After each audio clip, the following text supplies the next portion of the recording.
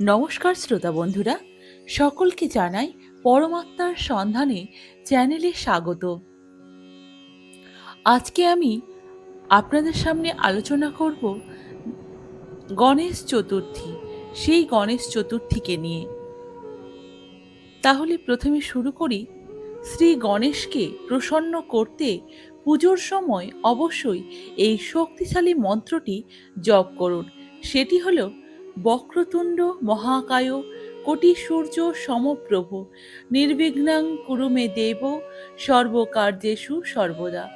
একদন্তং মহাকায় লম্বোদরণং গজানন বিঘ্নসরং দেবং হেরম্বরং প্রণমাম্যং হং। আজ গণেশ চতুর্থী।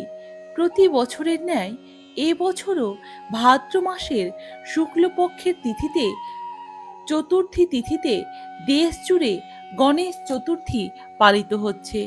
আজ সারা দেশে পালন করা হচ্ছে গণেশ চতুর্থী। এই দিনটি সকল সনাতনীদের কাছে অত্যন্ত গুরুত্বপূর্ণ। অনেকেই সিদ্ধিদাতা গণেশের পুজো করে সমস্ত কষ্ট থেকে মুক্তি পাওয়ার জন্য। গণপতির কৃপায় বহু কষ্টই লাঘব হতে পারে বলে মনে করা হয়। চতুর্দশী তিথিতে বিসর্জনের মাধ্যমে শেষ হয় এই উৎসব। আবির্ভাব দিবস থেকে বিসর্জন, মোট 10টি। গণেশ ভক্তরা পুজো, উপোস, প্রার্থনা, সঙ্গীত এবং নৃত্যের মধ্য দিয়ে দিন নির্বাহ করেন। এই উৎসব অত্যন্ত পবিত্র। এবার আমরা জানব গণেশ উৎসবের তাৎপর্য। স্কন্দ পুরাণ অনুযায়ী শ্রী গণেশ জন্মগ্রহণ করেছিলেন ভাদ্র মাসের শুক্লপক্ষের চতুর্থী তিথিতে। সমস্ত দেবদেবীর মধ্যে গণেশ হলেন প্রথম পূজিত দেবতা। ভগবান শিব গণেশকে এই বর দিয়েছিলেন যে যে কোনো শুভ কাজে এবং আচার অনুষ্ঠানে প্রথমেই ভগবান গণেশের পুজো করতে হবে। গণেশের পুজো করলে সমস্ত বাধা বিঘ্ন দূর হয়। এটা বিশ্বাস করা হয় যে ভাদ্র মাসের শুক্লপক্ষের চতুর্থী থেকে এই মাসের চতুর্দশী তিথি পর্যন্ত ভগবান গণেশ পৃথিবীতে 10 দিন অবস্থান করেন। গণেশ চতুর্থীতে প্যান্ডেল এবং বাড়িতে গণেশ স্থাপন করা হয়। কথিত আছে যে এই দিনগুলিতে যে ব্যক্তি বাড়িতে বসে ভক্তি ভরে শ্রী গণেশের পুজো করেন তার জীবন থেকে সমস্ত মানসিক চাপ দূর হয়ে যায়, সুখ ও সমৃদ্ধি এসে পরিপূর্ণ হয়ে যায়। এবার আমরা জানব গণেশ চতুর্থীর পুজো বিধি সম্পর্কে। গণেশ চতুর্থীর দিন সকালে স্নান সেরে বাড়ির মন্দিরে প্রদীপ জ্বালান। এরপর পুজো ও ব্রতের সংকল্প নিন। এই দিনে শুভ সময়ে গণেশের মূর্তি প্রতিষ্ঠা করা হয়। ভক্তদের ইচ্ছা অনুযায়ী গণপতির মূর্তি স্থাপন করা উচিত। এরপর গঙ্গা জল দিয়ে প্রতিমাকে অভিষেক করুন। এরপর গণেশকে ফুল ও দূর্বা ঘাস অর্পণ করুন। দূর্বা ভগবান গণেশের অত্যন্ত প্রিয়। এমনটাই মনে করা হয় বা বিশ্বাস করা হয় যে দূর্বা নিবেদন করলে ভগবান গণেশ প্রসন্ন হন এবং ভক্তদের সমস্ত দুঃখ কষ্ট হরণ করেন। ভগবান গণেশের পুজোর সময় তাকে সিঁদুর লাগান এবং তার প্রিয় ভোগ মোদক বা লাড্ডু নিবেদন করুন। পুজো শেষে আরতি করে তাকে প্রণাম করুন এবং তার কাছে ক্ষমা প্রার্থনা করুন। শেষে প্রসাদ বিতরণ করুন। এই পুজোর বহু নিয়ম কারণ রয়েছে। সেই নিয়ম কারণগুলি এবার আমি একটু নিচে বলবো। পুজো করার সময় সেই নিয়মগুলি ঠিকঠাক করে পালন করতে হয়, না হলে গণপতির কৃপালাভ অসম্ভব হয়ে পড়বে। শাস্ত্র অনুসারে দূর্বা ছাড়া গণপতির পুজো অসম্পূর্ণ থাকে বলে মনে করা হয়। এছাড়াও কথিত আছে যে সিদ্ধিদাতাকে দূর্বা নিবেদন করলে তিনি দ্রুত প্রসন্ন হন এবং ভক্তদের সমস্ত কষ্ট দুঃখ দূর করে দেন। ভগবান গণেশকে দূর্বা ঘাস নিবেদন করা অত্যন্ত শুভ বলে মনে করা হয়। দূর্বা ভগবানের অত্যন্ত প্রিয়, তাই দূর্বা সবসময় জোড়ায় জোড়ায় নিবেদন করা হয়।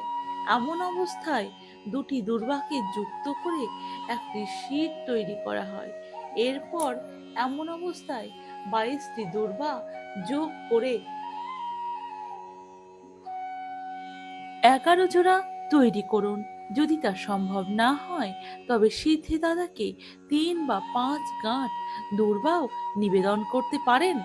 গণেশের পুজোর কখনোই তুলসী পাতা ব্যবহার করা উচিত নয়।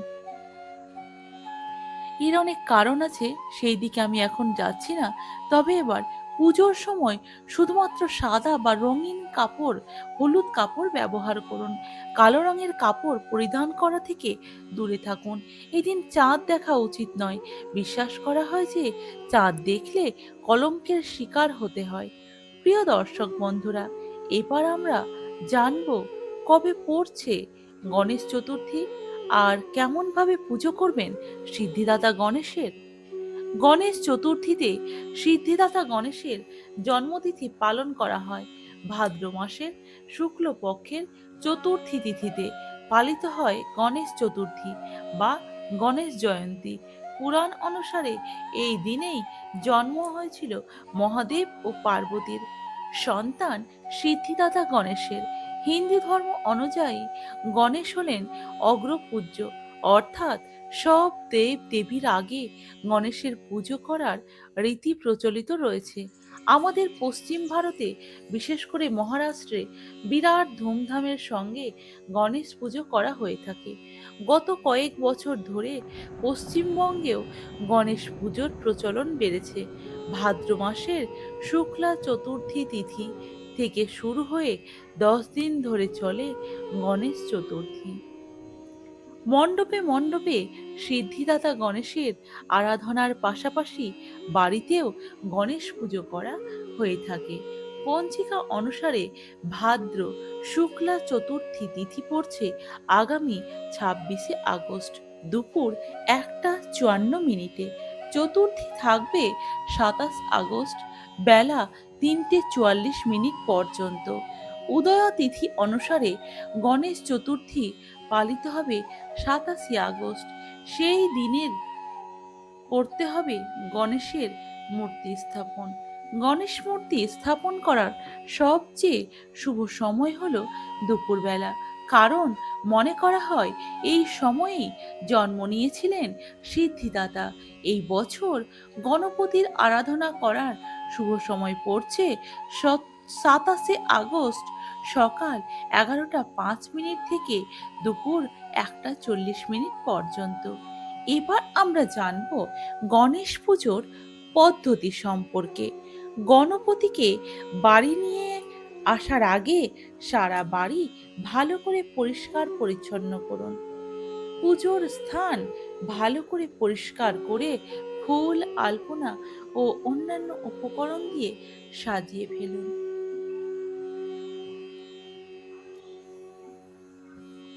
সঠিক সময় দেখে পুজো বেদিতে গণেশ মূর্তি স্থাপন করুন। মূর্তি বসানোর আগে বেদিতে লাল বা হলুদ রঙের কাপড় বিছিয়ে দিন। পুজো শুরু করার আগে হাতে জল, ফুল ও চাল নিয়ে সব নিয়ম মেনে ভক্তি সহকারে পুজো করার সংকল্প নিন। গণেশ মন্ত্র ওম গণ গণপতায় নমঃ, এই মন্ত্রটি জপ করুন। পঞ্চামৃত দিয়ে গণেশ মূর্তিকে স্নান করান। স্নানের পর নতুন বস্ত্র ও গয়না পরিয়ে সাজিয়ে দিন। এরপর গণেশের প্রিয় খাবার মোদক ও লাড্ডু নিবেদন করুন। এর সঙ্গে দূর্বা ঘাস, লাল ফুল ও সিঁদুর নিবেদন করতে ভুলবেন না। সব শেষে গোটা পরিবারকে সঙ্গে নিয়ে গণেশের আরতি করুন। মা দুর্গার আসার আগেই তার সুপুত্র গজাননের উপাসনার শুভ সময় কখন এবার জেনে নিন। গণেশ চতুর্থীর দিন গজানন আশীর্বাদ দানের উদ্দেশ্যে মর্তে আগমন করেন বলে বিশ্বাস করা হয়। ভক্তদের উপাসনা করলে ভক্তি ভরে উপাসনা করলে সিদ্ধিদাতা গণেশের আশীর্বাদে কর্মে সফলতা প্রাপ্তি হয়। দেবাদিদেব মহাদেবের এবং দেবী গৌরীর পুত্র হচ্ছেন শ্রী গণেশ। শাস্ত্রমতে সৌভাগ্য, সমৃদ্ধি এবং বুদ্ধির দেবতা হলেন শ্রী গণেশ। প্রভু গণেশের আশীর্বাদ সকল কাজে সফলতা এবং সিদ্ধি প্রাপ্ত হয়। স্কন্দ পুরাণ মতে ভাদ্র মাসের শুক্ল পক্ষের চতুর্থী তিথি হল সিদ্ধিদাতা গণেশের জন্মতিথি। এই দিন গজানন আশীর্বাদ দানের উদ্দেশ্যে মর্তে আগমন করেন বলে বিশ্বাস করা হয়। ভক্তি ভরে উপাসনা করলে সিদ্ধিদাতা গণেশের আশীর্বাদ কর্মে সফলতা প্রাপ্তি হয়। আগামী 27 আগস্ট বুধবার শ্রী শ্রী গণেশ চতুর্থী। বিশুদ্ধ সিদ্ধান্ত পঞ্জিকা মতে চতুর্থী তিথি আরম্ভ হচ্ছে বাংলা 9 ভাদ্র মঙ্গলবার, ইংরেজি 26 আগস্ট মঙ্গলবার। সময় দুপুর 1:56। চতুর্থী তিথি শেষ বাংলা 10 ভাদ্র বুধবার,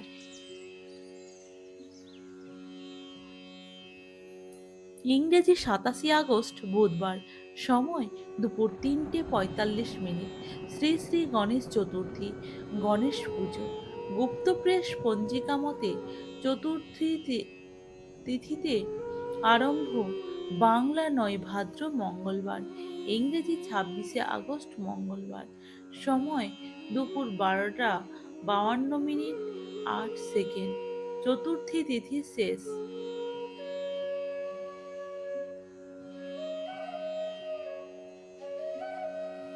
বাংলা 10 ভাদ্র বুধবার, ইংরেজি 27 আগস্ট বুধবার। সময় দুপুর 2:18:31।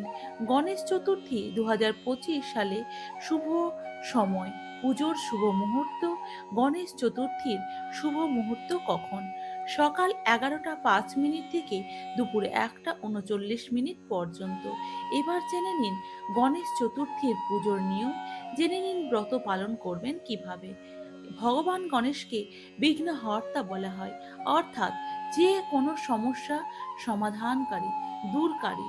যারা গণেশ চতুর্থীতে ব্রত রাখতে চান তাদের জন্য কিছু বিষয় মাথায় রাখা জরুরি, যেমন পুজোর সময় এবং ব্রত পালনের পদ্ধতি। গণেশ চতুর্থীর দিন ব্রত রাখতে সকালে ঘুম থেকে উঠে স্নান সেরে পরিষ্কার কাপড় পরুন। তারপর হাতে জল ও চাল নিয়ে ভগবান গণেশের ধ্যান করে ব্রতের সংকল্প করে নিন। এরপর একটি চৌকিতে লাল কাপড় বিছিয়ে তার উপর ভগবান গণেশের মূর্তি বসান। মূর্তিকে স্থাপন করুন। গঙ্গা জলে গণেশজিকে স্নান করান। তার কপালে চন্দনের তিলক এবং লাল চন্দন লাগান। তারপর ফুল ও দূর্বা দিয়ে পূজা করুন। মোদকের ভোগ নিবেদন করুন। যদি মোদক না থাকে তাহলে যে কোনো মিষ্টির ভোগ।